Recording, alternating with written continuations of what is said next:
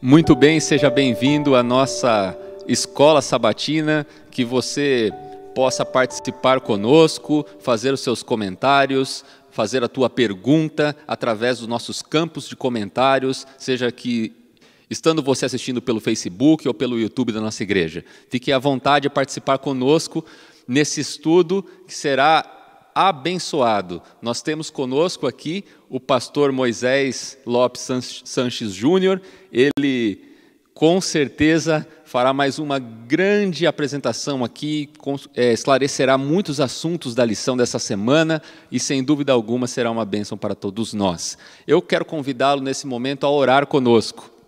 Feche os seus olhos onde você está. Deus nosso Pai, somos gratos a Ti pela Tua palavra.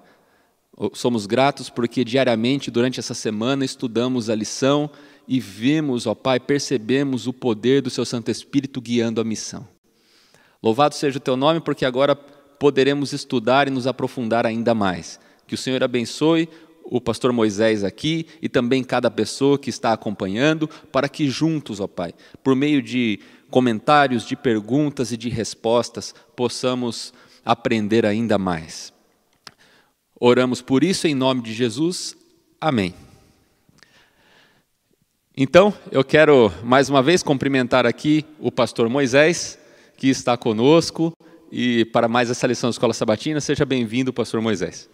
Obrigado, Wagner. Obrigado pela oportunidade de estar com vocês aqui, partilhando a lição com vocês aí em casa, apesar da distância, apesar de não poder vê-los nem ouvi-los, mas eu espero que o Espírito Santo cumpra o papel de estender os laços entre nós aqui e vocês aí em casa para que possamos partilhar juntos os conhecimentos da Bíblia. Você sabe, nós estamos estudando a lição Fazendo Amigos para Deus. Eu não sei se a câmera consegue trazer aqui, recuperar aproximar ainda mais. Essa é uma lição que foi escrita pelo pastor Mark Phelan, a alegria de participar da sua missão. Que lição maravilhosa, tem nos mostrado como podemos ainda mais nos aprimorar na maneira de levar o Evangelho. E eu, então, gostaria já de iniciar perguntando ao pastor Moisés, o que nós podemos entender sobre a capacitação do Espírito para testemunhar? Ok. Eu sempre gosto de olhar para a lição a partir do contexto em que ela entra no percurso do trimestre. Se você observar, a gente passou por 4 lições que foram gradualmente crescendo do conceito geral da missão para uma situação da aplicação e do nosso papel dentro da missão, alguns elementos práticos que nos permitiam executar a missão e, por fim, ampliou o cenário para mostrar um conflito enorme que acontece entre o bem e o mal em nível cósmico e dentro desse conflito nós atuando nessa missão. A primeira coisa interessante na lição dessa semana, que é a capacitação promovida pelo Espírito Santo, é nos fazer lembrar de que a missão não é nossa, a missão veio de Deus. A missão pertencendo a Deus carece de que Ele nos instrua na missão e mais do que isso, Ele nos concede, por determinação dele, alguém que entra ao nosso lado para essa missão, nos apontando o caminho, nos apontando as questões que envolvam cada fase da missão e, principalmente, nos capacitando para cada um dos desafios impostos pela missão. Portanto, a lição começa resgatando isso. Por que precisamos do Espírito? Precisamos do Espírito porque a missão tem um tamanho maior do que a nossa capacidade de execução, uma amplitude infinita se considerar o universo, e mais do que isso, é uma missão espiritual, portanto atrelada a Deus, e nós como seres carnais, presos ao pecado, precisamos da atuação de alguém que esteja do outro lado da cortina dessa mesma missão. Pastor, obrigado por essa resposta. Nós temos centenas de pessoas assistindo, temos pessoas de outros países, inclusive. Nós temos aqui a Mauri, temos a Maria Inês, a Juliana, o professor Carlos Alberto Ferri também, o Saul Vasconcelos, todos aqui com certeza felizes por já termos iniciado a lição, já com essa perspectiva de que a missão parece que não é nossa. A missão, nós temos a nossa parte, mas a missão é uma missão de Deus. Então a gente pode entender que Deus vai fazer a parte que cabe a Deus, Ele sempre vai fazer. Mas como nós podemos garantir a parte que cabe a nós nessa missão? Então, a primeira parte que envolve essa percepção de que a missão é de Deus é a compreensão de como o processo da missão começa e qual é o alvo da missão. O alvo da missão é algo muito simples, no sentido primário da missão. O alvo da missão é resgatar os filhos de Deus que se perderam. Ou seja, no momento inicial da história, Deus cria seus filhos de forma livre e os coloca dentro do contexto do cenário do universo, dizendo: sejam felizes, vivam a vida que eu planejei para vocês.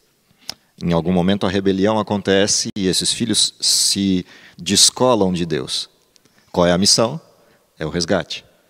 Deus se adianta ao processo e busca resgatar seus filhos.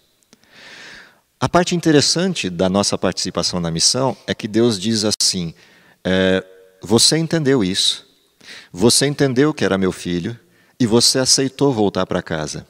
Você lembra como era? Ninguém é tão forte quanto você que lembra como era para dizer para um outro que ainda não percebeu o como é gostoso do lado de cá. Quer participar do processo? Ou seja, Deus me dá o privilégio de, uma vez tendo entendido a transição, de sair de estava morto, agora estou vivo, estava perdido, fui encontrado.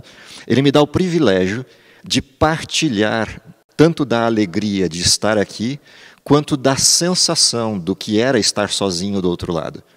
E isso é a nossa parte inicial do modelo da missão, porque nós somos pares. Podemos transferir para os outros parte da nossa experiência no sentido do compartilhamento. Essa é uma primeira coisa fantástica da missão. A segunda coisa que é decorrente dessa é poder descrever a transformação. Afinal de contas, nós estávamos perdidos, mas por escolhas que fizemos. E ao aceitarmos Cristo, isso produz uma mudança estrutural em todos os aspectos da vida.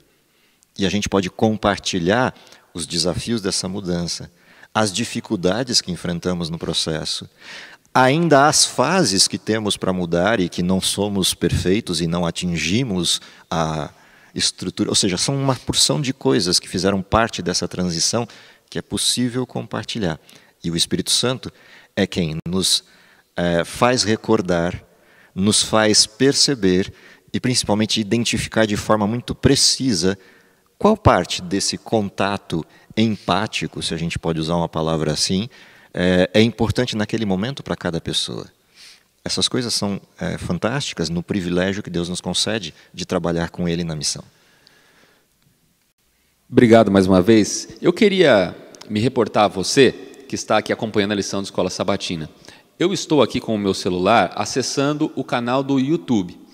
Então, caso você tenha alguma pergunta a fazer ao professor, ou tem algum comentário, faça por esse canal, porque eu conseguirei aqui fazer a abordagem, conversar e perguntar diretamente ao professor.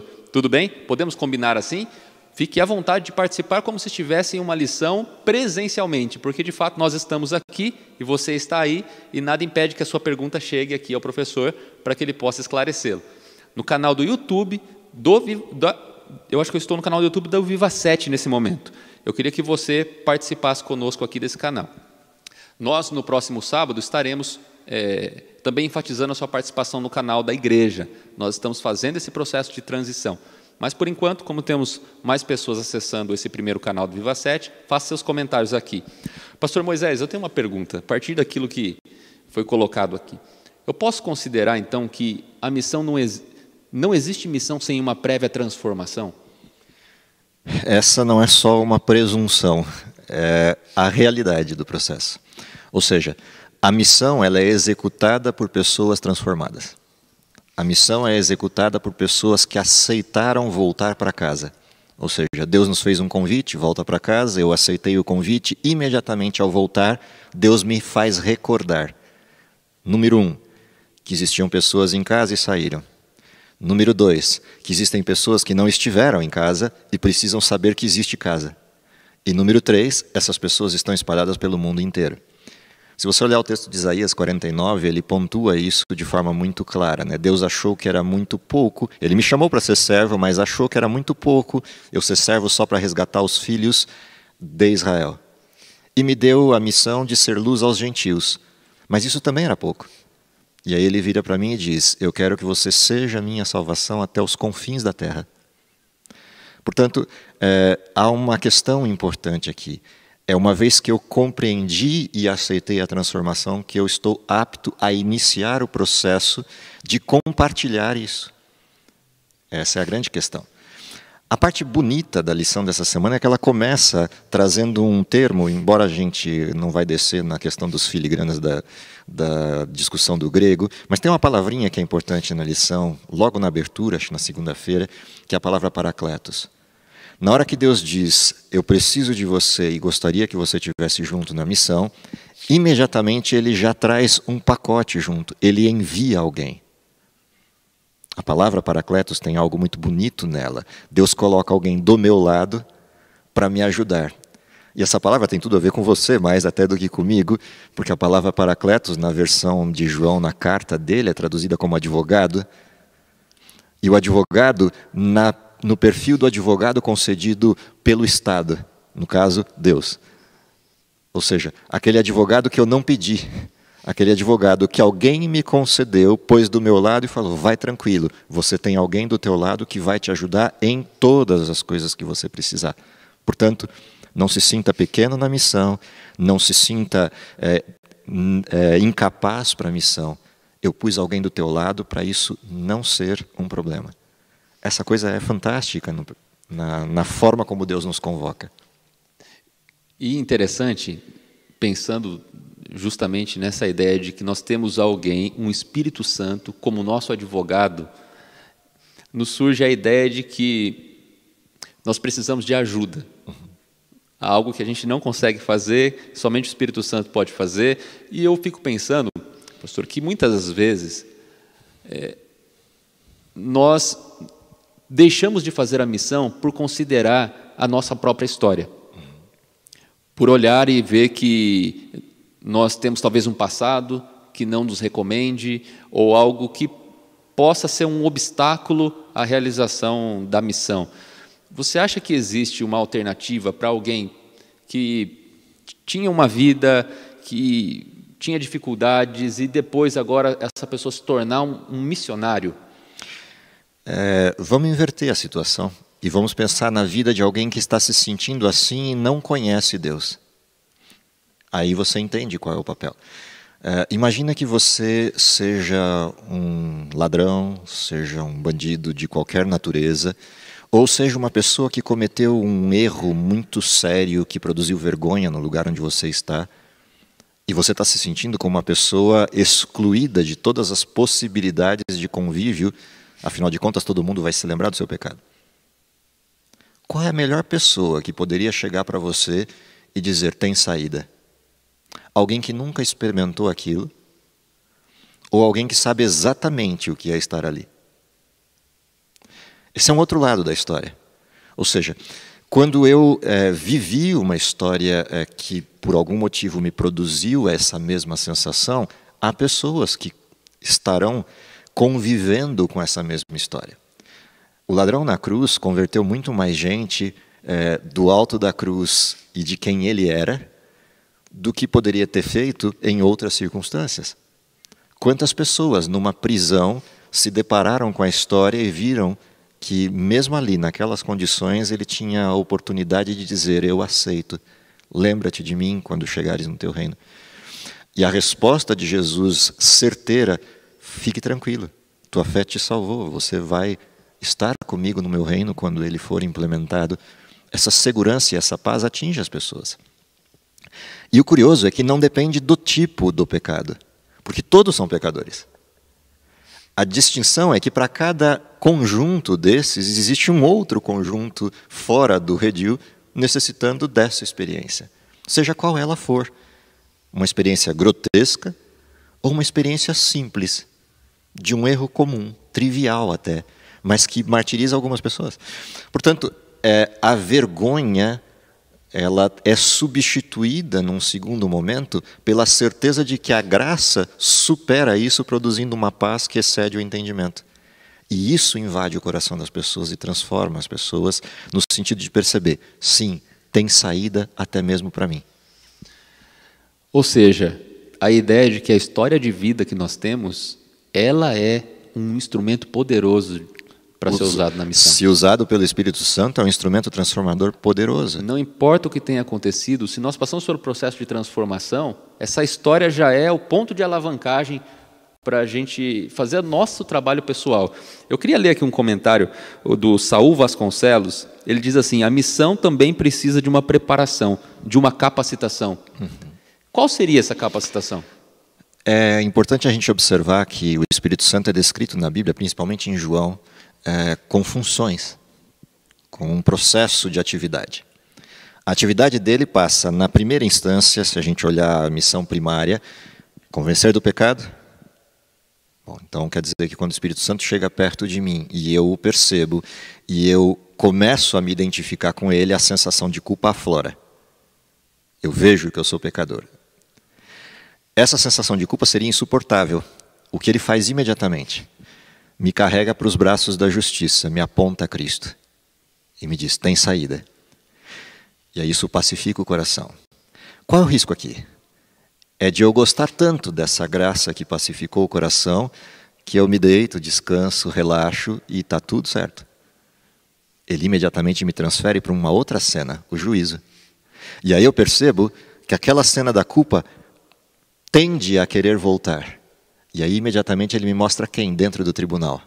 Fica tranquilo, o advogado está do teu lado. E aí eu tenho a certeza plena de que eu fui perdoado.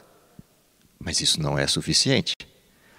Assim que o juiz assina a sentença, lida lá pelo sujeito do júri, que eu fui inocentado porque alguém assumiu o meu lugar e morreu por mim, ele me diz agora, está livre, eu viro as costas e percebo que naquela carta de liberdade tem a missão. E a primeira missão é, vai e não peques mais. É a primeira fase do preparo. Como é que eu descubro isso? Eu descubro isso pelo papel do Espírito Santo que está escrito lá na sequência. Ele vai guiar você em toda a verdade. Portanto, qual é o preparo? Eu abro a Bíblia, eu estudo a Bíblia, eu descubro tantas outras coisas que ainda precisam ser transformadas nos meus hábitos, nos meus elementos de vida, mas eu também descubro os aspectos variados da missão. Portanto, qual é o preparo? O preparo envolve a comunhão com Deus. Uma vez que eu descobri que fui salvo e voltei para casa, eu não vou fugir de casa outra vez, eu vou viver com Deus e comungar com Ele. A segunda coisa, eu vou perguntar para Deus qual é a sua vontade, eu faço isso lendo a Bíblia, estudando a sua palavra, orando a Deus. E a terceira coisa, eu pergunto para Deus, ok, está muito bom aqui, mas o que o Senhor quer que eu faça? E eu começo a praticar aquilo que eu vi na Bíblia. Portanto, o preparo envolve um olhar introspectivo, um olhar ativo na direção do estudo e compreensão da palavra de Deus e um olhar prático na direção de agir para com as pessoas que estão do outro lado dessa cena, onde eu estava. E aí a gente começa a trabalhar. É exatamente quando eu me lanço à atividade que eu percebo a necessidade plena do Espírito Santo. Porque os desafios começam a aflorar e eu vou percebendo que eu não dou conta e vou precisar de ajuda e vou me aprofundando nesse ciclo que é interminável. É interessante que muitas vezes a gente se acostuma com a nossa convivência, o nosso tempo de igreja e acreditamos que estamos preparados para a missão. Uma vez eu tinha iniciado um estudo bíblico com uma pessoa e era uma pessoa muito estudiosa também, e vinha de outra denominação. E quando eu comecei a estudar a Bíblia com ela, eu percebi que eu precisava ser um pouco mais profundo na abordagem. Eu não sei se já aconteceu com você. Coloca aqui nos comentários se alguma vez você foi dar um estudo bíblico ou você tentou fazer alguma abordagem para alcançar alguém para Jesus e sentiu que precisaria se aprofundar mais, precisaria se capacitar mais? Coloca aqui eu já senti, como foi? Para a gente poder interagir e conhecer um pouco mais a experiência de vocês. Isso nos ajudará muito. E eu fico pensando agora, e minha pergunta, a palavra de Deus, qual é o papel dela nesse processo? A primeira grande coisa que vem da palavra de Deus, ela mesma diz, é a fé. A fé vem pelo ouvir, e o ouvir da palavra de Deus. Portanto, quando eu me deparo com a palavra de Deus, eu fortaleço a fé. Fortaleço a fé porque a palavra de Deus traz experiências, histórias de pessoas que viveram coisas que me são úteis. A segunda coisa é que ela me traz de forma muito clara, muito latente, a vontade de Deus. Mas não só a vontade no sentido das coisas que Deus quer que eu faça, a vontade no sentido dos desejos de Deus para mim. O quanto Deus quer que eu seja feliz, o quanto Deus planejou coisas para mim. E isso fortalece a minha esperança. Consequentemente, tira a confusão imposta pelo pecado e traz clareza no lugar dessa confusão. Como diz Romanos, a esperança não confunde. Ao eu perceber que existe algo fantástico à minha disposição, isso invade o meu coração de alegria e me impulsiona a sair contando aos outros. Portanto, a palavra ela vai fazendo, enquanto processo, uma verdadeira modificação naquilo que era o meu sentimento de introspecção, culpa, distanciamento, para um modelo de aproximação, alegria e compartilhamento que vai provocando as pessoas ao meu redor a querer saber, está tudo ruim e você está feliz? O mundo está vivendo um caos e você está enxergando saída? Como é isso? Como é possível? Você não está vendo o que está acontecendo no mundo? Sim, eu estou. Você não está sofrendo? Muito. Mas não acaba aqui. Isso é só uma transição. Essas possibilidades novas, essas alternativas novas de alegria, vêm da palavra. E o Espírito Santo ilumina a minha mente quando eu leio a palavra, porque ele inspirou a escrita. E, portanto, ele, além de se alegrar quando me vê lendo aquilo, é como se você tivesse mandado uma carta para alguém, mas a pessoa nunca abrisse. Aí ele percebe que a pessoa abriu a carta e ele tem acesso à pessoa. E a pessoa vai lendo e vai se empolgando, o que ele vai fazendo? Olha, dá uma olhadinha naquele pedaço ali. Olha, você passou batido, mas tem algo importante nesse pedaço aqui do texto. Volta lá e releia. Ele vai me ajudando nisso, isso vai ampliando a compreensão, vai ampliando a luz. Quanto mais eu pratico essa luz que eu vou recebendo, mais luz ele me concede. Portanto, a palavra também tem um efeito crescente. Ela amplia aquilo que é o desejo de Deus para mim, em mim. Ela vai me dando novas perspectivas, novas ações, novos degraus a serem escalados, a subir. E quando eu encontro um obstáculo na missão? Quando eu encontro uma situação em que aparentemente me parece impossível de transpor, pela história da pessoa, é natural que muitas vezes eu julgue que eu não sou bastante suficiente para fazer esse trabalho e acredito que a pessoa não vai ter o coração aberto para isso. Como que eu posso reagir diante disso? Qual é o desafio mais importante ou aquele que mais impacta Deus? Aquele que eu dou conta de fazer ou que Ele dá conta de fazer? Por exemplo, imagina que eu estivesse numa situação difícil e precisasse de um advogado. Qual é o desafio que deixa você mais feliz? Aquele que você estudou a vida inteira para ser ou aquele que eu daria conta de fazer sozinho? Essa é a mesma situação. Quando eu me deparo com um desafio, depende para onde eu olho. Eu olho para o desafio que eu tenho ou para quem está do meu lado. A grande questão é essa. Eu posso ficar concentrado no desafio, eu posso olhar para aquilo que está à minha frente como desafio e me desestimular, me desanimar. Ou eu posso olhar para quem está do meu lado e falar, agora é contigo. O que Deus faz? Imediatamente ele sorri e fala, ainda bem que você percebeu que era comigo. Mas vamos junto? Como isso é desafiador, né? Eu lembro da circunstância aqui da própria igreja de Atos, né? Um momento anterior, né? Jesus, ele partilhava o pão quando as pessoas tinham fome, ele curava quando as pessoas estavam doentes, Jesus confortava, Jesus era uma palavra de esperança, e ele representava tanta coisa para todas as pessoas, só que Jesus depois, ele morre e ele vai embora, ele volta para o céu. E os discípulos ficam com aquela perspectiva, quando eles estavam nesse contexto de Jesus voltar, eles falam, mas e agora, quem é que vai fazer aquilo que o Senhor fazia?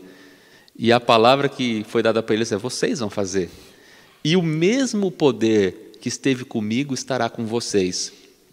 E é interessante, eu penso que Deus não dá poder para circunstâncias triviais. Sempre o poder de Deus, ele tem um objetivo específico.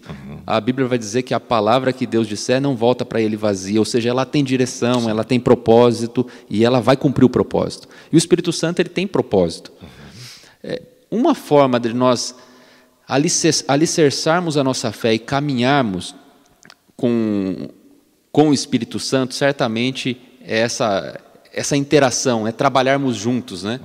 Porque, de uma certa maneira, eu posso dizer que buscar pessoas fortalece a minha fé. Então, tem uma coisa interessante aí, né? Como é que eu sei que, de fato, eu cedi à influência do Espírito Santo? Como é que eu sei que, de fato, aquele que está comigo é o Espírito Santo? Como é que eu sei, de fato, que aquilo que está acontecendo comigo tem origem correta? Isso tem a ver com a sua pergunta. Uma das coisas interessantes que a lição trouxe à tona é que o Espírito Santo produz resultados. E cada resultado produzido fortalece a nossa experiência para novos desafios e, consequentemente, novos resultados. O grande problema é que nessa estrada, Satanás também percebeu. Satanás não cruzou os braços quando aconteceu o Pentecostes, assistiu toda aquela cena de milhares e milhares de pessoas se convertendo, até o ponto de chegar a 5 ou 6 milhões de pessoas cristãs dentro do primeiro século. Ele não assistiu tudo isso inerte, de braços cruzados, falando, perdi a guerra. Ok? Ele imediatamente tratou de fazer uma contrafação. E para cada tipo de pessoa no mundo, ou cada tipo de personalidade, o que Satanás faz junto? Ele produz um pacotinho que é aderente às necessidades daquela pessoa. Portanto, quando você atrela a pergunta anterior, o preparo, com a tua pergunta, será que eu executando a missão eu fortaleço o processo? Eu coloco uma terceira questão, como é que eu sei que o processo de fato aconteceu? Primeira coisa, resultados. Se a missão é salvar pessoas, a mensuração de que eu estou no processo é se eu estou salvando pessoas.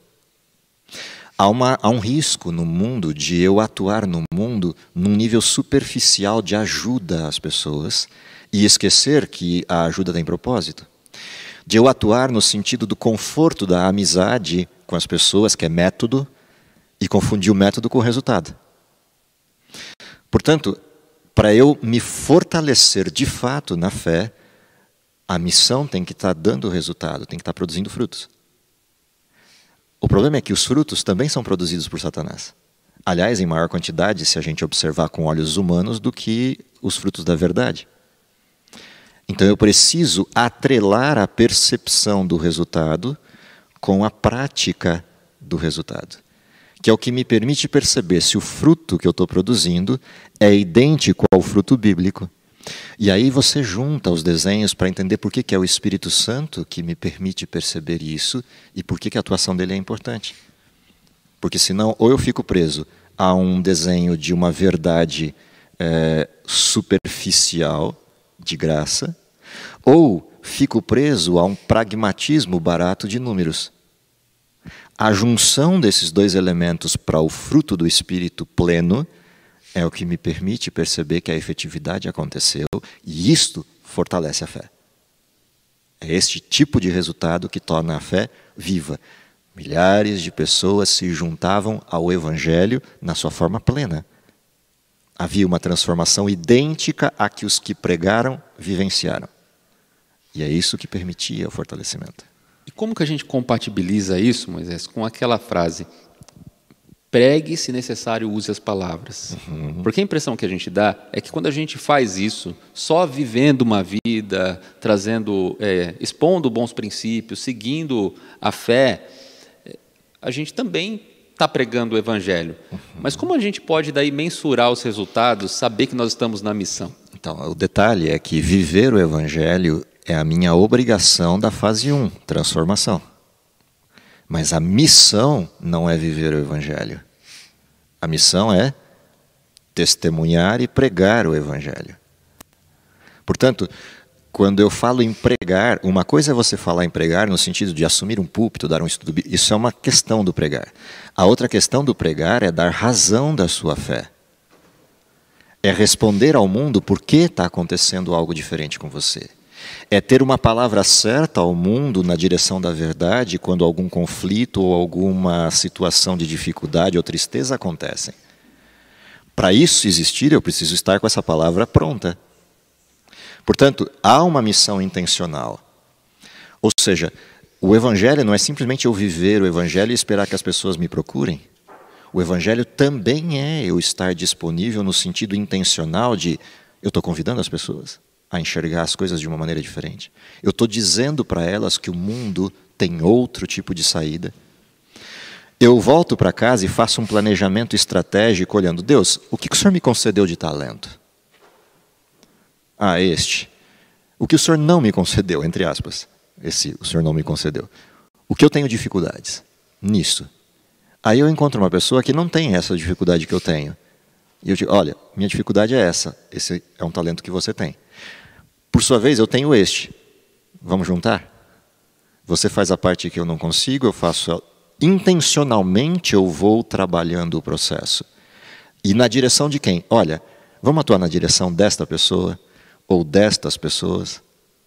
E aí quando eu me lanço para a missão é que eu estou apto a chegar para Deus e falar, Deus, estou indo. Me capacita no sentido de faz aquilo que eu não dou conta.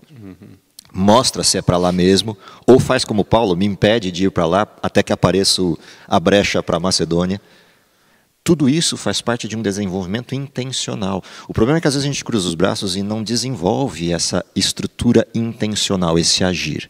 Eu gosto muito de um livrinho, quando fala de Espírito Santo, é o primeiro que eu puxo da prateleira. É um livro antigo, escrito por Wagner, são citações de Ellen White colecionadas por Wagner, que é Preparação para a Chuva Serôdia. E ele tem todas essas perguntas que você está me fazendo em pequenos trechos, em pequenas pílulas de resposta de Ellen White sobre isso. Aconselho ler em casa, para você que está em casa, se quiser olhar para esse livro numa das tardes da semana. Ele provavelmente já tenha disponível na internet, porque é muito antigo. Fala novamente, qual que é o nome? Preparação para a Chuva Serôdia, citações do Espírito e Profecia, coligidas por Wagner. Bom, salvo... Coincidentemente. Uma coincidência. Okay. Mas com certeza deve ser um ótimo livro. Ele deve Sim, ser ele uma é muito interessante. interessante. Aqui, olha que interessante, a Juliana Brum disse que já aconteceu com ela quando foi fazer aí um estudo bíblico, senti que precisava buscar ainda mais, né? E a Maria Inês também disse que aconteceu com ela. Não houve um término do estudo e acabou ficando sem terminar, ela sentiu por isso, mas ela já recebeu também a resposta. Ela disse, olha, o professor Moisés já me respondeu que o resultado está na mão de Deus. Eu fiz o trabalho, o que tinha que ser feito, e agora o complemento disso está nas mãos de Deus. E tem um outro fator, que é o fator livre-arbítrio. Sim. Né? Esse é a gente tem que, às vezes a gente está buscando sempre todos os resultados, mas a gente tem que entender que esse fator, ele desequilibrou em algum momento também a história, desde lá do início. Né? O irmão Luiz Ferelli diz aqui que testemunhar no sentido de missão é dizer que Deus, é dizer o que Deus é por mim e em mim, né? E não o que eu vi acontecer. Exatamente. Só na vida do próximo, né? Que interessante. E o Saul, ele disse aqui, por que nunca devemos supor que alguém tenha ultrapassado a esperança de salvação? Porque eu não consigo ler o coração das pessoas. Essa é uma coisa interessante na Bíblia, já que a gente está falando de Espírito Santo. Qual é o único pecado que não tem perdão? O pecado contra o Espírito Santo. Qual a única pessoa que sabe quando isso aconteceu? O próprio. Portanto, enquanto o Espírito Santo não chegar para mim e dizer, pare de atuar na direção dessa pessoa, ou pare de orar por ela, ou pare de buscar salvação para essa pessoa, enquanto ele não me disser isso, há esperança. A Bíblia tem isso como referência, né? Tem uma hora que Deus chega para para Jeremias e fala: para de orar por esse povo, porque eu não vou mais atender seus pedidos.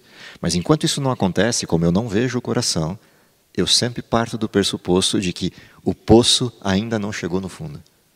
E há salvação. O que seria de Paulo, né, se ele tivesse desistido? A missão não teria acontecido e a gente não teria o impacto no mundo.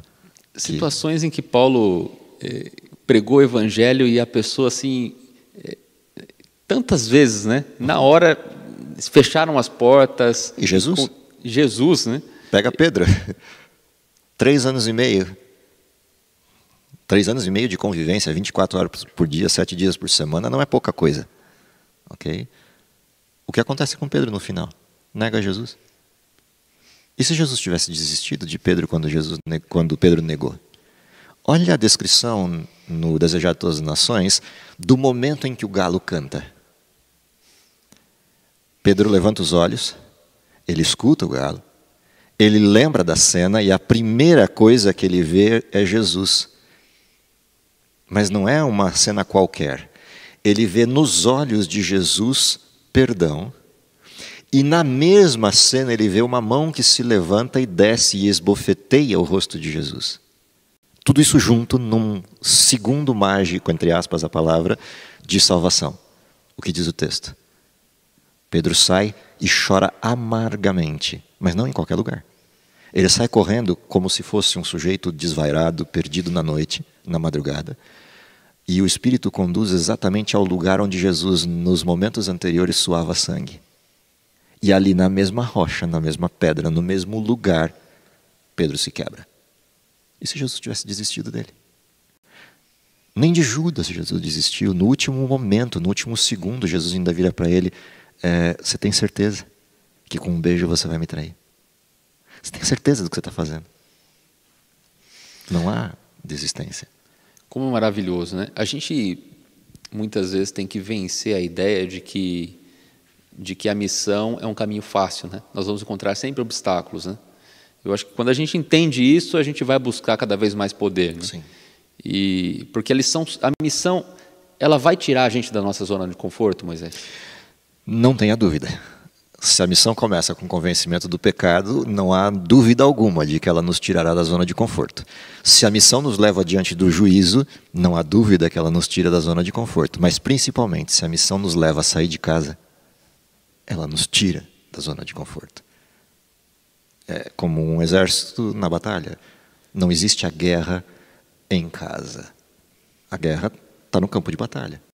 Ou seja, você saiu da zona de conforto literalmente. Você saiu do modelo de zona de conforto e foi para a guerra. A guerra é desconfortável. Sempre será. Para esse momento que a gente está em fase de isolamento, são cores, né? É o vermelho, é o laranja, é o amarelo, e a gente fica com isso na cabeça, mas o fato é que parece que agora nós estamos mais limitados. Uhum. Qual o conselho que você dá nesse momento para alguém que está sentindo a necessidade de levar o evangelho ou tá sentindo necessidade de fazer alguma coisa? A gente tem muito hoje as pessoas querendo achar um propósito, querendo achar algo para fazer. O que você daria de conselho para essas pessoas que estão nos assistindo agora e que certamente se estão aqui nos acompanhando é porque tem interesse nesse tema, tem uma história, talvez tenha alguém em mente. Como elas podem agir nesse momento para que seja tão prático? A partir de hoje, o que elas poderiam fazer? A primeira coisa que eu diria é que o olhar nosso tem que mudar para as coisas. Eu posso olhar para o fato de que a pandemia fechou uma igreja. Ou eu posso olhar para o fato de que ela abriu 1000 igrejas. Depende para onde eu estou olhando. O problema é que eu preciso transformar aquilo que para mim era rotina, agora aplicá-lo na direção correta. Para que serve Facebook, WhatsApp, Twitter, Instagram ou tantas outras coisas? Para eu mostrar o shopping que eu não estou mais? Para eu mostrar a excursão que eu não faço mais? Para eu mostrar as fotos de como eu tenho coisas que você não tem, de como a minha vida é feliz, mesmo que não seja? Para que serve tudo isso? Ou eu posso pegar todos esses instrumentos e descobrir que, na realidade, ele tem 2 usos. as futilidades da vida ou o Evangelho, e transformar esses instrumentos em igrejas, em movimentos de pregação. Toda essa reestruturação do modelo que o tempo está nos dando como experiência pode se modificar. Você não está aqui preso ao YouTube. Ao YouTube ele pode ser uma ferramenta fantástica para o Evangelho ou fantástica para te desviar o tempo. Por que não usar todas as ferramentas que a gente tem à disposição na direção de atingir as pessoas com uma mensagem agradável? Então, de maneira prática, ore para as pessoas e manda uma mensagem. Orei por você hoje. Ore para as pessoas e partilhe um texto bíblico no Instagram. Ore para as pessoas e partilha uma mensagem musical, um link de uma música e mande para o seu grupo de amigos. Ah, mas isso vai me causar vergonha. Eu sempre escondi que eu era religioso, eu sempre mantive isso ou seja, eu sou adventista no sétimo dia, não do sétimo dia. Essas questões precisam ser revistas. E eu preciso me expor. Como você falou, o Evangelho tira da zona de conforto, e eu preciso me expor, as pessoas precisam saber quem eu sou. O que Jesus fez por mim, como disse o professor Ferelli, e em mim. Olha, então, eu acho que já ficou tão claro para a gente, né? Eu queria fazer até um desafio para você. Pega o teu celular, ou pega o teu telefone e o telefone da outra pessoa. Se você preferir mandar uma mensagem, manda uma mensagem. Agora, se você puder ligar, liga. Faça alguma coisa hoje e o resto a gente pode acreditar que Deus vai fazer. Com toda certeza. Dê o primeiro passo. E eu queria também sugerir, né? A gente muitas vezes fica por questões práticas, mas que poderiam ser resolvidas, né? Muitas vezes a gente cria obstáculo para a missão. Você tem aí links das nossas programações da igreja. Nós temos a vigília que vai acontecer. Nós temos o culto aos sábados. O pastor Albert vai estar falando sobre Jesus, a solução para diversos aspectos da nossa vida em todos os sábados. Você tem aí o link também da programação de domingo. Nós estamos falando sobre profecia, sobre o tempo do fim. Teremos o pastor Adolfo Soares nesse domingo. Compartilhe esses links, faça esse trabalho. É como você levar um folheto na casa de alguém quando você compartilha pessoalmente. Coloque o nome da pessoa e compartilhe. Você já vai estar participando da missão. Peça para que Deus te coloque no centro da missão. E eu queria agora, pastor, nós precisamos encerrar, o tempo já se esgotou. Nós temos outros comentários aqui, algumas pessoas agradecendo pela lição, pelos esclarecimentos. Isso, sem dúvida, é para a honra e glória de Deus. Mas qual é o teu último conselho, a tua última palavra, então, para todos eles que estão nos assistindo? Eu acho que a grande questão que envolve o Espírito Santo é a gente lembrar dos 3 grandes momentos do processo. O primeiro momento, o desespero dos discípulos na missão que se colocava diante deles e na percepção da sua insuficiência. E Deus lhes enviou o Espírito. De lá para cá, o Espírito continua disponível e num processo crescente da chuva temporã. Então, meu primeiro recado para você que está em casa é: não desperdice esse tempo.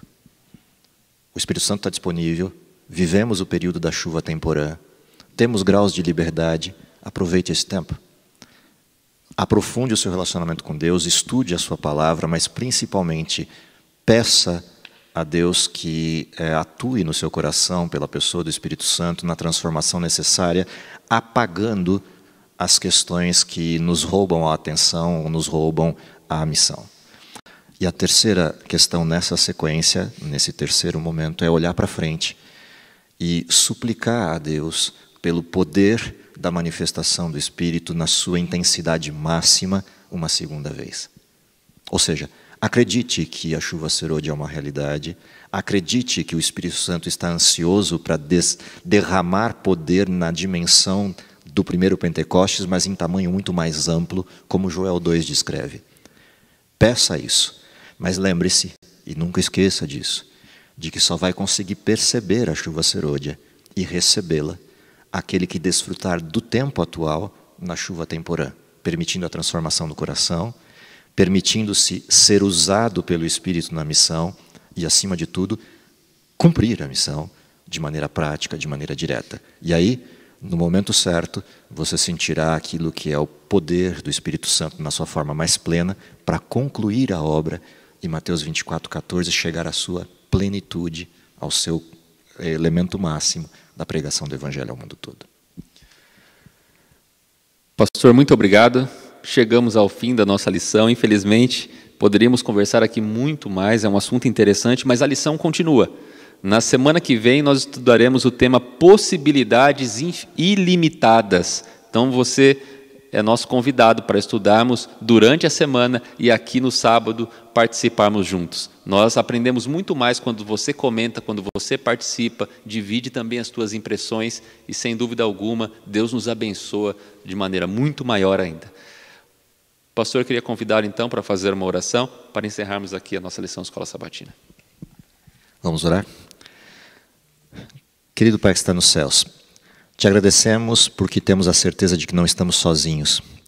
Te agradecemos porque a promessa de que seríamos confortados, consolados e acompanhados e, acima de tudo, capacitados para a missão se torna uma realidade a cada dia, mas sabemos também da dificuldade que o pecado que se impõe diante de nós tira o nosso foco e, de alguma maneira, nos faz desanimar. Por isso te pedimos que esse poder invada o nosso coração com cada vez mais força, nos tirando das diversas peculiaridades que o conforto da vida moderna nos traz, nos tirando da zona de conforto pessoal e nos colocando de novo como provocados para a missão. Dá, Senhor, que tenhamos a compreensão clara do momento histórico que vivemos e da oportunidade que temos de viver o último tempo da história. E, se possível, te pedimos que ainda possamos vê-lo voltando em nossa geração. É isso que pedimos, confiado nos méritos de Cristo, e é em nome dele que oramos. Amém.